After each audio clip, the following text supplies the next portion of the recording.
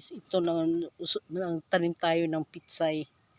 Ayan, nilagyan ko ng bato para hindi kalaykayo ng manok. Ayan mga garden ko guys. Oh. Garden ko pitsay.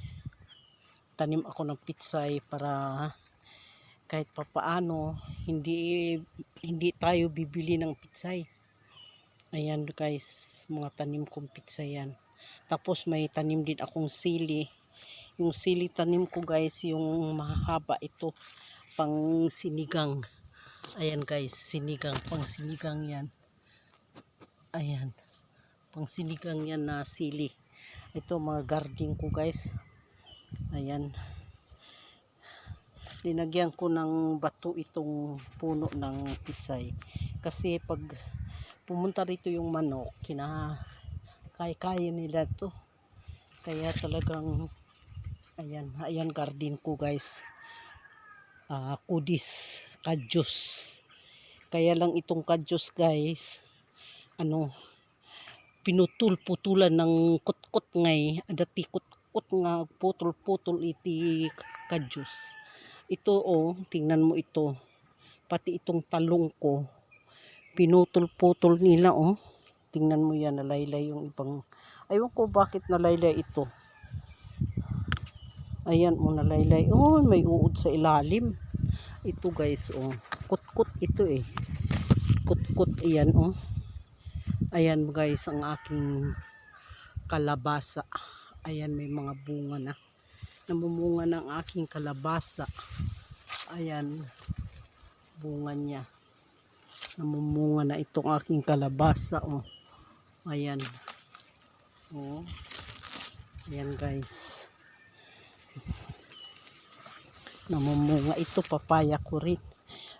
Tanim din ako ng upo guys. Kasi, alam mo, pag nandito ka sa bundok, kailangan matalino ka rin. Kailangan magtanim-tanim ka. Ikilos mo ang katawan mo upang sa gayon mayroon kang maiulam pagdating ng pamumunga ng iyong mga tanim. Ito guys, upo yan.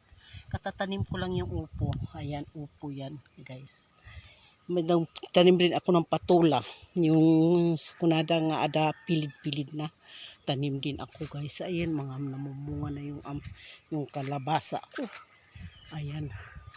Yung kalabasa ko, malaki na yung bunga niya.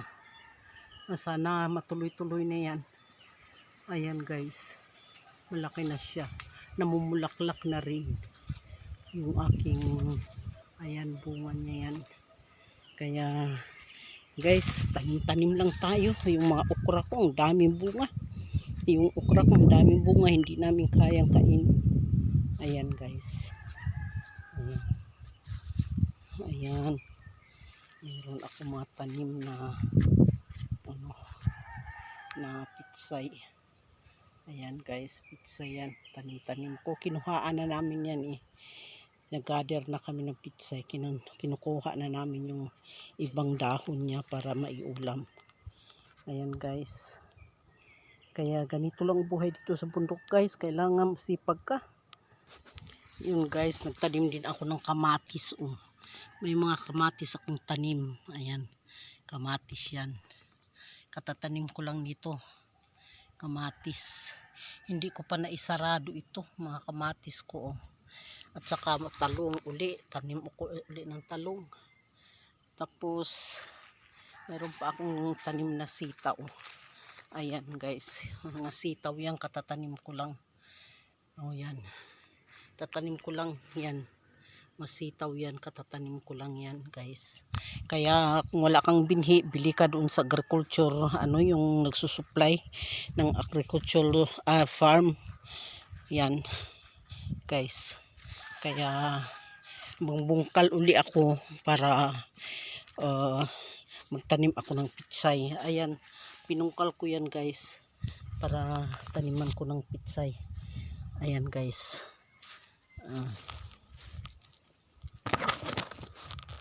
Ayan. Tanim tayo ng pitsay. Ayan guys.